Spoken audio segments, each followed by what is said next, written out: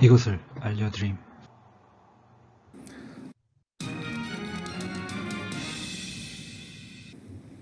시청해주셔서 감사합니다. 사전투표 조작에 가담한 사람은 총 몇 명? 이것을 계산해봄.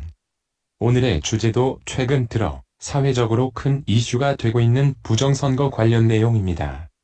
이전 영상들에서 사전투표 조작 관련 전반적인 내용에 대해 알아보았습니다. 이번 영상에서는 사전투표 조작에 필요한 사람은 총 몇 명인지 계산해 보도록 하겠습니다. 예전 영상들을 정리해서 좀 더 쉽게 알려드립니다. 그럼 계산을 시작하도록 하겠습니다. 이전 영상에서 부정선거 조작자는 4. 개표 시스템 해킹 조작 방법을 선택하게 될 확률이 가장 높습니다. 라고 설명을 드렸습니다. 수만 명이 필요한 대리투표 방식이나 개표 전 투표함 바꿔치기 방식은 조작자가 사용할 부정선거 방식이 아닙니다. 이러한 전자개표 조작 방식의 부정선거에 대한 예상은 실제로 확인되고 있습니다. 2020년 5월 14일 중앙일보는 충남 부여군 개표소에서 일어난 투표용지 시스템 문제에 대해 보도했습니다. 21세기의 부정선거 방식은 개표 시스템을 조작하는 것입니다.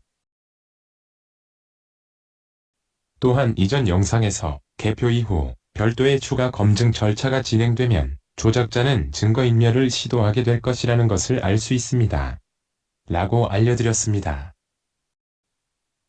2020년 5월 14일 작성일 현재 여러분은 이미 증거가 인멸되었는지 알 수 없는 허술한 투표용지 보관 실태에 대한 여러 뉴스들을 보셨을 것입니다. 따라서 증거인멸은 현재도 진행 중일 수 있습니다. 이번 영상에서는 조작에 가담한 사람의 규모가 총 몇 명일지 좀 더 쉽게 계산해 보도록 하겠습니다. 먼저 조작하는 사람들의 조직부터 어떻게 되었을지 생각해 보도록 하겠습니다. 편의를 위해 조작자 조직이라고 칭하도록 하겠습니다.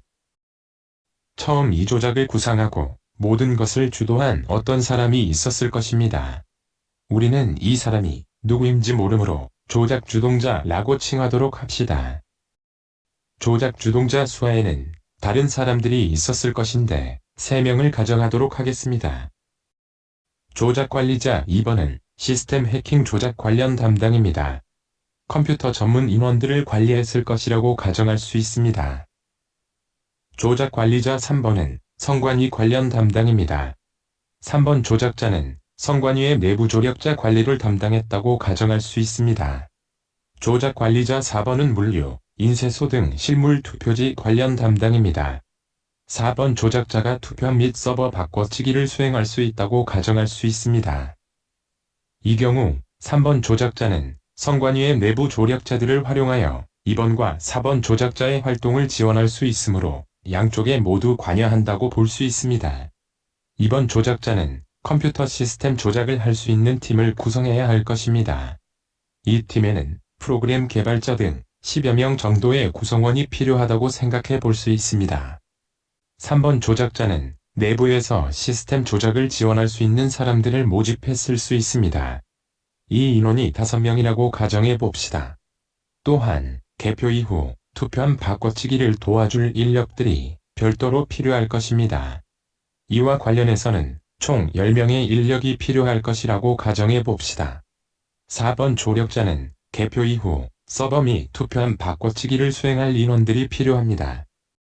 만약 수개표 요청이 없었다면 아무도 필요 없을 것이나 수개표 요청 규모에 따라 필요 인원이 달라질 것입니다. 10명 규모의 2개의 팀이 필요한 모든 바꿔치기를 실행할 수 있을 거라 생각했다고 가정해 봅시다. 종합해보면 조작 주동자는 시작 당시 대략 50명 정도 규모의 인력이 필요할 것이라고 예상했을 수 있습니다. 이 계산에서 가장 중요한 점은 전자투표를 조작하려면 아주 적은 숫자의 인원만 필요하다는 것입니다. 전자투표 조작까지에는 20여 명 정도만 필요할 것이라고 생각할 수 있습니다. 이전 영상에서 설명해드린 조작의 예상 진행 순서를 생각해보면 우리는 다음과 같은 점을 알 수 있습니다. 첫 번째로 개표 시스템과 관련된 팀의 업무는 4월 15일에 완료되었습니다. 두 번째로, 개표일 이후 개표한 바꿔치기는 수개표 요청 개수에 따라 필요 인력이 달라집니다. 과거에 재검표된 선거구의 개수를 보았을 때 많은 곳에 투표함에 바꿔치기를 예상했을 것이라고 보기는 어렵습니다. 왜냐하면 가담하는 인원이 많을수록 비밀이 새나갈 위험도 높아지기 때문입니다. 이제 조작자의 입장에서 왜 가담자가 적을수록 좋은지 계산해 보도록 합시다. 추적하는 사람들은 조작 증거를 찾아서 조작을 발견할 수 있습니다.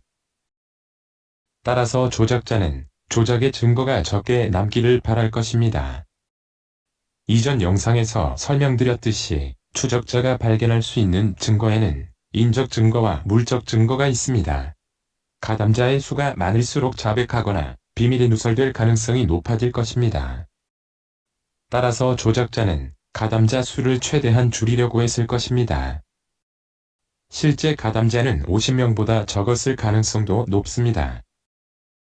이 상황에서 우리는 또 다른 결론을 유추할 수 있습니다.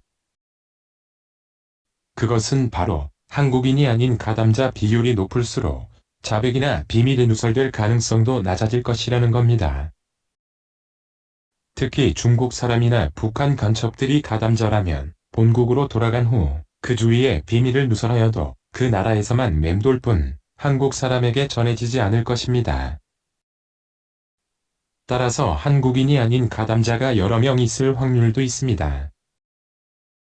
앞에서 설명드린 것처럼 처음 계획 당시 조작 주동자는 수개표가 요청되는 곳의 숫자를 상당히 낮게 예상하였을 것입니다.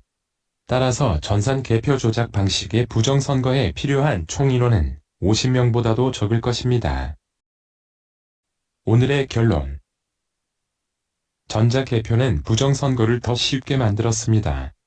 최근 몇 년 사이에만 해도 전 세계적으로 부정선거가 유행하고 있습니다. 놀랍게도 최근 한국 총선 데이터를 어떤 저명한 교수가 분석한 결과 부정선거로 판정하였다고 합니다. 이전 영상에서 선거 조작의 각종 증거들의 인멸이 예상보다 어려울 것이라는 이유를 설명해드렸습니다. 이전 영상에서 조작 주동자는 더 높은 사람들에게 보고를 하고 있었을 것이라는 내용을 알려드렸습니다. 조작 가담자는 50명보다 적을 것이지만 조작에 대해 알고 있는 사람의 숫자는 이보다 더 많을 것입니다.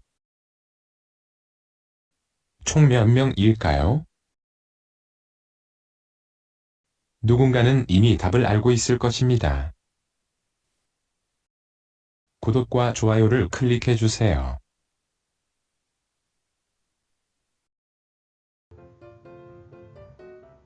이 채널은 다양한 주제에 대해 재밌고 이해가 쉽게 생각해보는 새로운 채널입니다. 알고 싶은 주제가 있으시면 댓글로 달아주시기 바랍니다. 감사합니다.